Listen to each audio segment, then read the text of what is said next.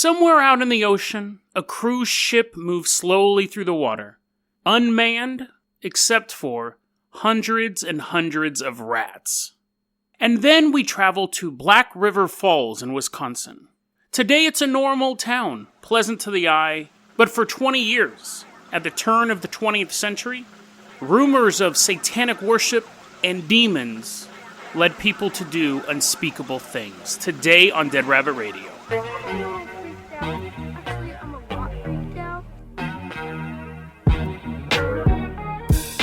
Hey everyone, welcome back to another episode of Dead Rabbit Radio. I'm your host, Jason Carpenter. I'm having a great day. I hope you guys are having a great day too. We got a lot of stuff to talk about, so we're just going to jump right into it. Okay, so let's go ahead and jump into the first story here. So we are on a beach. We're on a beach somewhere near your hometown. Assuming you don't live in the desert, you're like, oh man, I wish I had water near me. We're at a beach. We're standing there with binoculars looking out at the ocean. And you're like, Jason, why are we looking at the ocean? There's so many better things we could be doing. And I'm like, well, there's a reason for this whole setup. There's a reason for this. I throw my arm over your shoulder. I'm like, look out there. I point out into the ocean. I point out. I'm like, look over there. Look over there. And while you're looking over there, I'm going to whisper in your ear the story of the MV Lyubov Orlova. Lyubov Orlova. You put the binoculars down, you're like, you don't know how to pronounce any of this, do you? And I was like, no, I don't. But I know the story. Put the binoculars back up, and let's gaze back out of the ocean. Seagulls, flying by. So, the boat, we'll call it the Orlova, because I know how to say that part, at least. So, the Orlova was this big, giant cruise ship that was built to withstand, like, icebergs and stuff, which is pretty good, considering stuff that's happened in the past. It was made by the Russians, and they said, we're going to build this cruise ship, and it's specifically to, like, take cruises around Antarctica.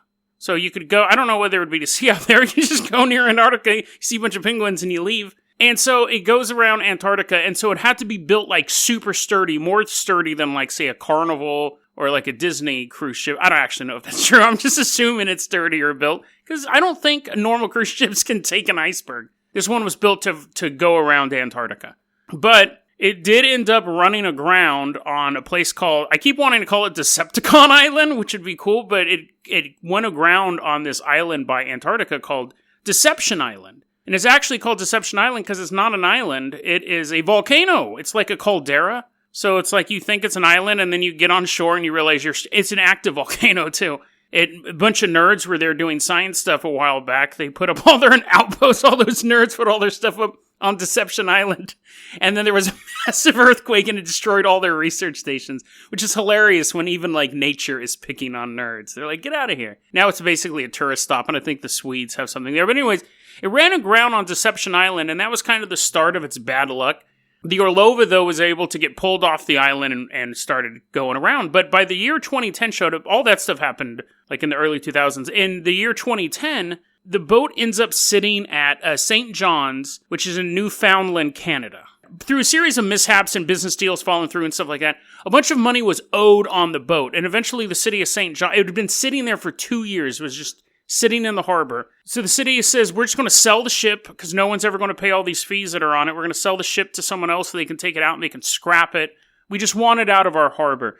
Now, boats have a rat problem. There are certain things you can do to prevent rats from coming onto your boat, but not for 2 years. Like, eventually rats they're not the smartest thing, but they're also not the dumbest thing. Eventually they're going to find a way to get on the boat. It was a cruise ship, and they were preparing to do a cruise, so any amount of food on the ship, and there would have been, I'm not going to say the thing had like a all-you-can-eat buffet, but it did have food supplies on the ship. Rats would become drawn to it, and they would start eating it, and more importantly, banging each other and having rat babies.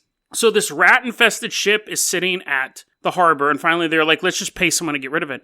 So the rats are just hanging out, they're wearing their little, like, tuxes and stuff, and then you have the rats in steerage that are dressed in, like, rags, and they're like, oh, I wonder if I'll find true love in the upper decks. And the boat starts getting pulled away from the harbor, and they're like, ah. And as the tugboat is pulling it away from the harbor, the tow line breaks. So now the cruise ship is just floating around by itself. They had to hire another company to come out, start towing it farther out to sea, because at this point it was, like, floating around oil derricks. And they're like, this thing's going to cause a huge catastrophe. It's an unmanned cruise ship just floating around Canada. But the boat is headed towards, I think, Jamaica, where they're going to scrap it. And what happened was the people who got hired to tow it, they finally towed it far enough out to sea, and they just said, let's just cut the line. Just cut the line. Dude, we're not going to take this thing all to Jamaica.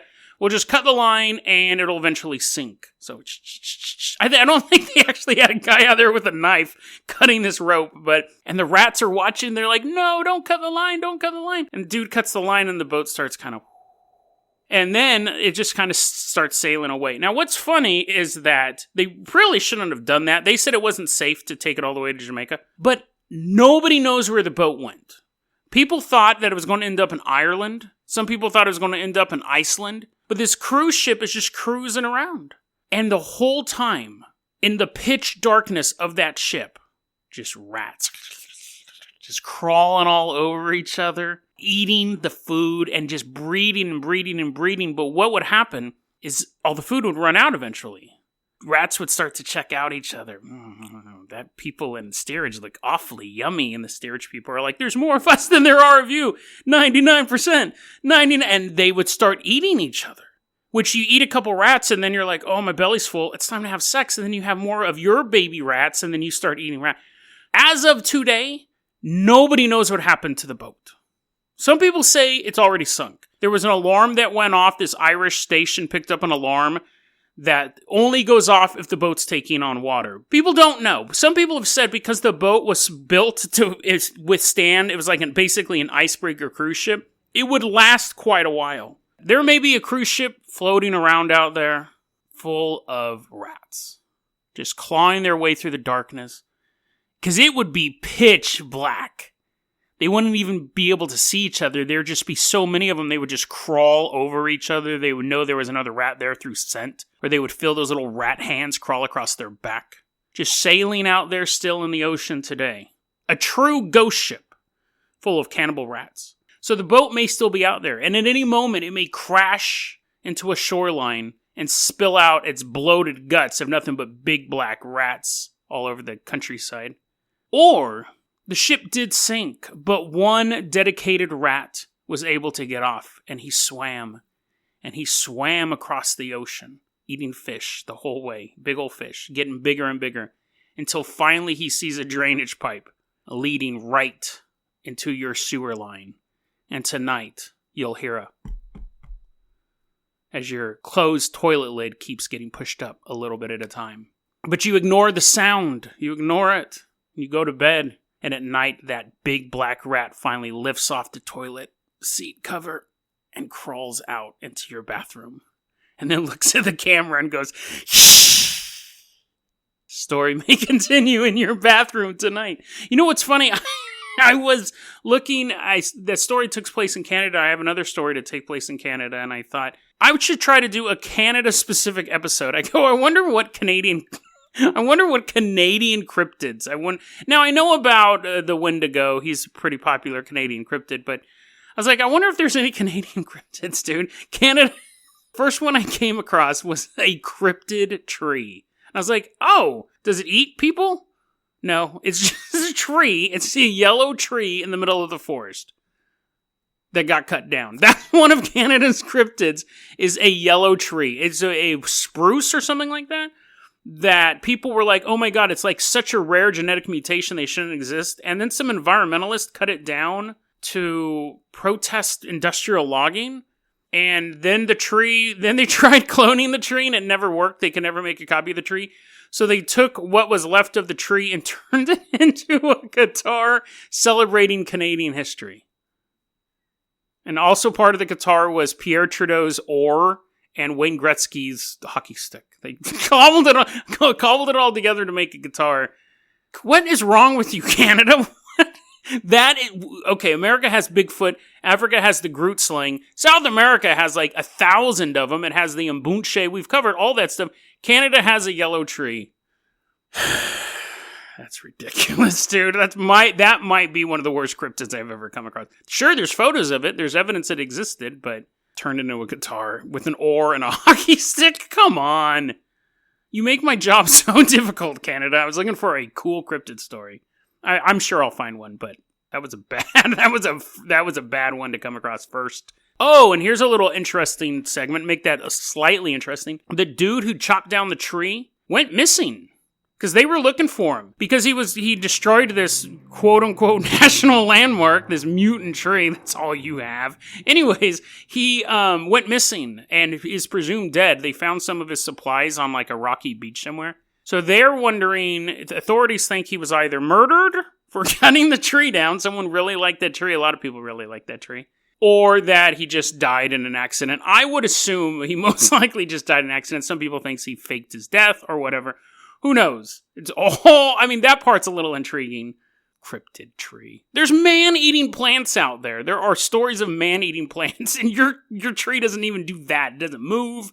It doesn't sing. It died and became a guitar that's part oar and part hockey stick. They also took some ballerina's outfit and added that to the guitar or something like. I couldn't make heads or tails of that.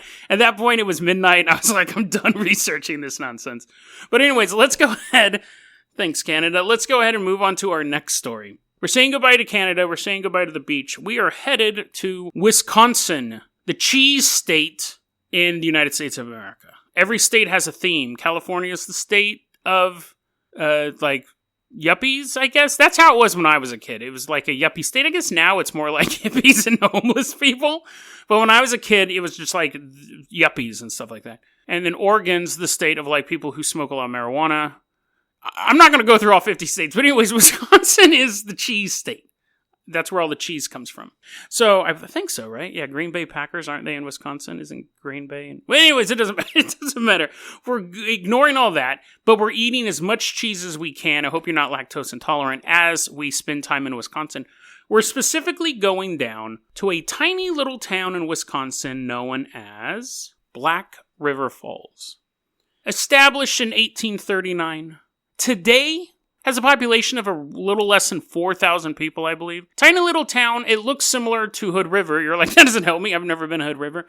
But it's how you would imagine a tiny town to be, at least according to the photos that I saw. It's basically just a stretch of like one street town, and then it kind of branches off a bit. It's not a major city. It's a tiny little burb.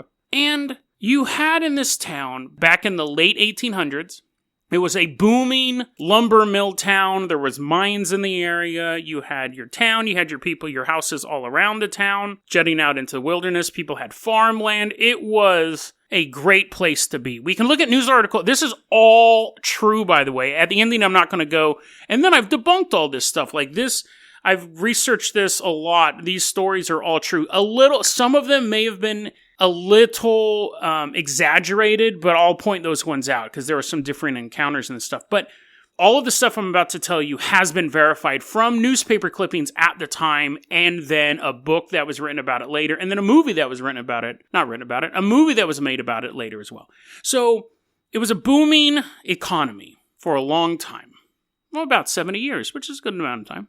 In the late 80s, as we got closer to the year 1900, things started to fall south.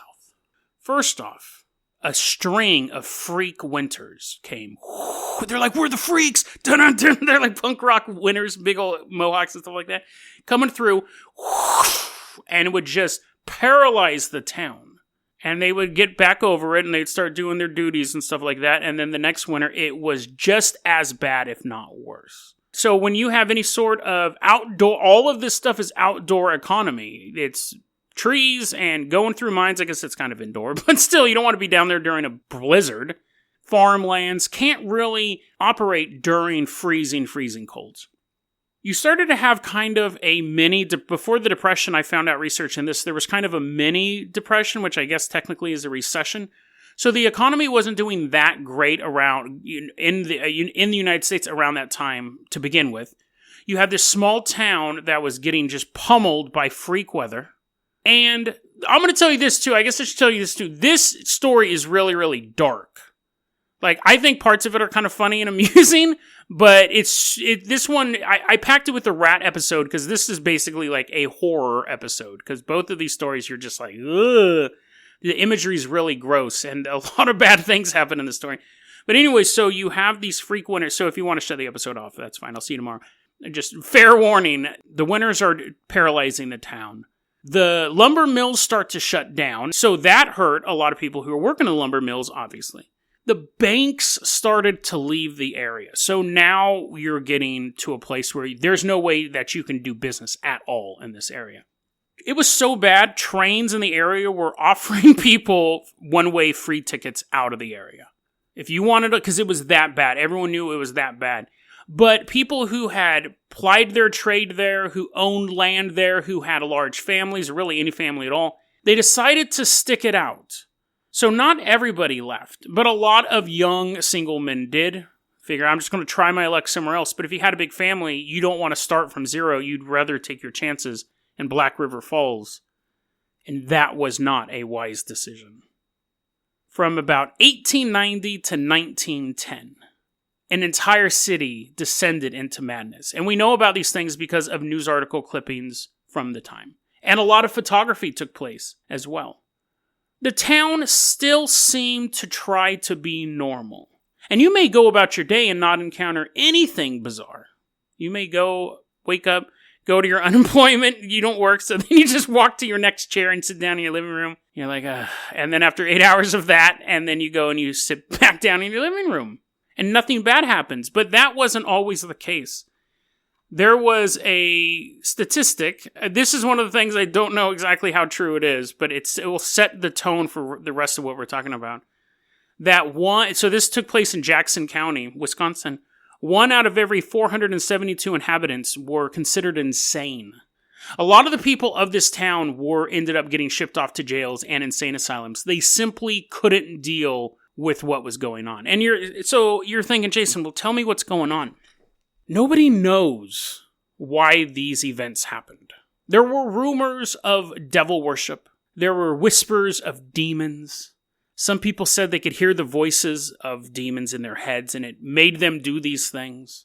Some people said, it's just the economy was bad. It was a bad economy for 20 years and this is how people act up. But let's talk about some of these incidents of why Black River Falls is so famous today. There was a woman named Mary Sweeney. She was a former teacher.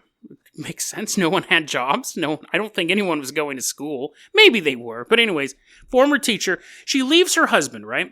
And then begins using cocaine. Now, before you're like, oh, dude, what is she, like 25? Is she super hot and like she's using coke on the weekends? No. This woman's 60, in her late 60s. She's snorting coke. And one day, she goes, I gotta break a window. And she goes and she busts the window. Oh, that felt so good. That felt almost as good as Coke. But here, let me compare that again to some Coke. She's like, no, Coke's way better. But she doesn't stop there. She ends up doing, so remember, this story takes place in the early 1900s. She ends up doing $50,000 worth of old-time money damage just breaking windows all over town. She was known as not just the Black River Falls window smasher, she was known as the Wisconsin window smasher. There was no one in the entire state who smashed windows as good as she did. Jailed 100 times, eventually shipped off to an insane asylum. That's the last anyone ever heard of her. You're like, Jason, that's not too weird. I smash windows on... No. I'm sure you do smash windows on the weekend. It is quite satisfying, but let's move on. Famous opera singer moves into town, singing through the streets. Oh, it annoys everyone. But... opera singer says, you know what I'm going to start doing? I'm going to start as a hobby making homemade Ouija boards. It's pretty creepy, right? But it doesn't stop there. According to reports, which is a very vague way to say that what I read on the internet, one day this opera singer is walking through the streets of Black River Falls. Just... they can see from behind his shoulders are kind of moving. Like, he's walking away. It's supposed to be, okay, you can tell he's eating from behind, is what I'm trying to say. And then he turns around, and he's just eating chicken. And you're like, that's not scary. I eat chicken all the time. But do you eat live chickens? This guy went crazy from making Ouija boards, and then would just pick up chickens as he's walking down the street and eat them. And you go, Jason, what's the most? Like, how many chickens are walking through the street? How many chickens could you possibly find just walking through the street? Let me move on to this next story. There's this guy who had a farm named Sheldon Farm, so I'm pretty sure his name was Sheldon, either first or last name. Again, so a lot of these reports are old, so we don't have a ton of information on them. But one day he comes out of his house, looks at his farm, 18 headless chickens laying in the ground. Actually, they wouldn't be doing that because they don't have heads. Now, he thinks that Satan worshippers have attacked his farm. That Satan himself has led them here to chop off all these chicken heads. It would seem ritualistic that their heads were chopped off. So this is where the insanity starts. What would you do if you came out and you saw 18 chopped off chickens' heads? You didn't see the heads, you just saw the bodies. You walk out of your... Well, if you did it and you don't own a farm, you'd be like, where did all these chickens come from? But if you owned a farm and you walked out and you saw a bunch of headless chickens dead, you would go, dag nabbit, them Satanists came back, and probably good old Hooffoot is back as well. And then go and clean up all the chickens and go about your business. He thought the only way to get rid of the devil was he just burned his property down, just torched it all. So now he's homeless and his business is gone. And the funniest part is that we know who chopped off the chicken heads. Apparently, off in the forest, there was 50 drifters. So, I mean, basically, that is like a division of homeless people had come through his farm and chopped off the chicken heads and then left and ate them. But here's my question. Why would you leave the chicken? Like... Wait a second. Now I'm thinking I might have read this wrong. Maybe they left the heads and took the chickens. But the way I read it was that they were eating chicken heads in the woods. And then one of the homeless people go, hey, I think we got this backwards. We went through all this trouble and we just got a little tiny piece. And they're like, oh, yeah, right. We should have grabbed the whole chicken. I think he came out and found just 18 chicken heads. I think. Anyways, he freaked out. He went insane. He thought the devil was there, burned his whole farm down, burned his house down, got rid of it. One woman, she had a sore on her back. She's like, oh, I think I have cancer. I think I have this lump on my back, which is sad. That's a horrible thing to be afraid of. I have a friend right now who has some lumps. He thinks he might have cancer. It's terrifying. But rational person would go to the doctor. Let's say there's not a doctor in town. A rational person would just be like, oh, maybe I'll get my friend to like cut it out with a knife. I don't know. She covers herself in gasoline and lights it on fire. That is not something you do if you think you have any disease at all. Oh, I have water on the brain. Well, maybe if I boiled it. No, it doesn't work like that. Fire is not a medical tool. Now, all of this, imagine all of these things. I know it just seems disconnected like it's all these stories. Imagine you are living in this town right now and you wake up and you're like, hey, whatever happened to Betty? And they're like, oh, you didn't hear? She lit herself on fire. What? Yeah, she thought she had cancer on her back. You'd be like, what is going on? Well, I better go to my job at the farm here. I have 18 chickens I have to feed. And as you're walking across town to go to that farm, you're the one guy with a job. You see the farm on fire. The guy's like, it's okay. I destroyed the devil. Peace on earth. And you're like, what? I see homeless people out there eating chickens. And he's like, nah, it's an illusion. I killed the devil. Goes around and around. There's one little girl named Lydia Berger. We have a name for some of these people. She was 15. Dad beat her up. That's not funny. Dad beats her up. She goes to stay at the neighbor's house. The neighbors take her in, start taking care of her. She burns their house down. And then starts burning houses down all over town. Until eventually she's caught and arrested. Just nutty stuff. This one actually, this is where we start to get really, really dark. Those ones were quite playful. This is where, the woman burned herself alive, but this is where we start to get a little more dark. There was a guy who was named Christ Wold. He was a farmer, and the bank collapsed, and he was going to lose his land. He was unemployed. He had no money. He had nothing. So he decides to take his own life. The way he goes about it, though, again, there are traditional ways. I'm anti-suicide. If you're ever having trouble with suicide or anything like that, you need to reach out. I'm against suicide. I guess when you're like at end of life type thing, that's different for me. But depression and things like that, things can always get better. I guess I have no segue from that. This guy, I just find this so bizarre that this is his go-to method. I guess it would be quite painless and a little theatrical, but still, it would seem like it would be more grim. He basically digs a hole, okay, and then puts his head in the hole, still attached to him though, so he's laying down on the ground, and he has his head in the hole. Then he grabs a piece of dynamite and lights it and throws it in the hole with his head, and blows up. Now, you could say, well, that's instantaneous, man. Yeah, but I gotta look at a wick slowly burning down a dynamite stick that... I mean, like, you would have to look at that. Even if you close your eyes, you would still hear that. It almost seemed to be more terrifying than any other form of suicide. Just And what if it was a dud and then you got to go get another stick? Yeah. Horrible. Sorry, guys. You have this girl. We have her name, Sarah Smith. She died and is buried in Rosedale Cemetery. Eventually, though, the cemetery gets investigated because they weren't doing stuff right. So they're like, okay, dig up all those graves. You got to make sure you did the funeral stuff right on those graves. Dig her up. Half her hands are eaten. And they go, oh, yeah, sorry, we buried that one alive. I guess that one's not necessarily like insanity. I think that just adds to the overall terrifying circus that was Black River Falls. Again, all of this stuff happened within a 20-year time span, and I'm leaving out the child murders and the wife beatings, because there was a lot of those. I'm like, I'm not even touching those. There was a lot of stories of just people just beating their kids to death or beating their wives to death. Drown. I'm leaving all that stuff out. Anything. Lydia Berger, the 15-year-old who got beat up and then started burning stuff down, that was the lowest age that I was going to do. And that's just basically because she became some sort of fire-based vigilante. I'm leaving out a ton of stuff. Imagine any one of these events happening in your town over the course of 20 years. People would be like, dude, they buried that woman alive and she bit her hands off. All of this stuff is happening in 2 decades in one town. And we got a few more, though, if you'll indulge me, and then we'll kind of dig into what I think's behind it. Drifter.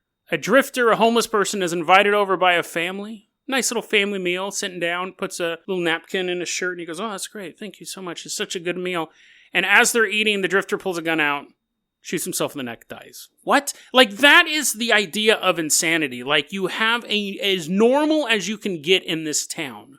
A guy is invited in to have a meal, and he's eating the meal with these people, and something just snaps in him, and then he blows himself away while everyone else is eating, ruining their meal as well. None of those kids are going to be able to eat spaghetti after that. Like, that is a horrible thing to do. That is insane. There's a difference between, like, depression, which is walking out in the woods and shooting yourself, and then waiting until you have an audience of a family that is feeding you and then killing yourself. And then to really drive the nail home, and to wrap it up with this.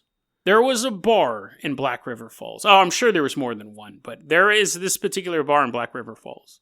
One day a guy walks into the bar and says, what time is it? And the guy told him the time, and he goes, okay. And then he continued to drink and drink and drink and drink until he died. Now, that is the bartender's fault. The bartender should have cut him off at a certain point, but the bartender also may have just been like, I know what's outside this bar. That same bar, another guy walks in later. Not the same day, although that would be hilarious. I don't know how this is possible, but it's stated he ate cigar butts until he died. I don't know if he came back every day and ate nothing but cigar butts until his stomach became nothing but filter, but apparently that's what happened. He just ate. Again, that is an insane way to kill. That is the definition of insanity. Hey, what are you doing this weekend? I'm eating cigar butts. Oh, same thing you did last weekend? Same thing I do every day, dude. I'm trying to kill myself eating cigar butts. Your cigarette butts. I know that it will eventually kill me, but it just seems like it's so hard to do. Although it's possible that he just shoved them all in his mouth. You're like, Jason, you're just reading out. You spent the whole episode talking about people blowing themselves up and dying in horrible ways. What does any of this have to do? Is this just you being morbid? Well, no. Okay, so here's the thing. We've talked about missing towns in the past, like Dublin, Wisconsin, and what was it? The Bellray, Surge. Those are really early episodes. But go back and listen to those if you haven't. So we've talked about missing towns and things like that in the past. Now, both of those have basically been inconclusive. Did this town exist? Nobody knows. But we have a town that is that with documentation. This town, I'm detailing all these events because this town almost did kill itself. The written records exist because people live there today, and they could be like, oh yeah, let's go through these old newspapers. But you had such rapid self-destruction in this town that the town itself very easily could have just fallen into disrepair. People leave, it wasn't worth it, and it would have been littered with these bodies, these stories, these victims of their own mind. This town would have just disappeared, been swallowed up by the wilderness, and historians would say, we can see references to a town called Black River Falls, and we believe it was in this area, but all that's out there now is a burned down building. So we don't know what happened there. All we know is maybe the mills closed because we saw freak weather during that year, and then everyone left. And they wouldn't have the detail of these stories. So the disappearing town phenomenon could be real.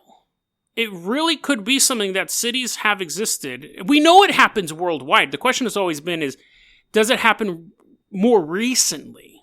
Could it happen within the past 200-300 years of a town simply disappearing off the map and being completely forgotten? Towns do get unincorporated and just fall apart and things like that, but like a ghost town. We're talking about a town that people forget was ever really there.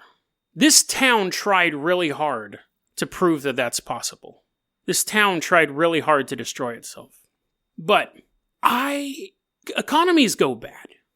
Okay, there's bad natural disasters. There are entire countries that suffer through economies far worse than what was happening in Black River Falls. I believe there has to be another component to this. The madness, the insanity, and the sheer violence that took place over these 20 years in this one town is staggering.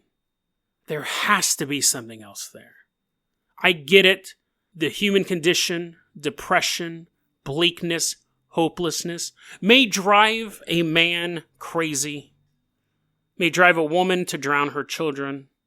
But come on. I mean, like, this stuff is beyond the pale.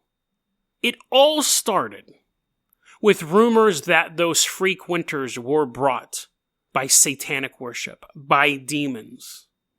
It all started after that first freak winter when people believed that something paranormal was happening in that town. Is it possible that the stories of Satan worshiping was true? Is it possible that some sort of curse was put on this town?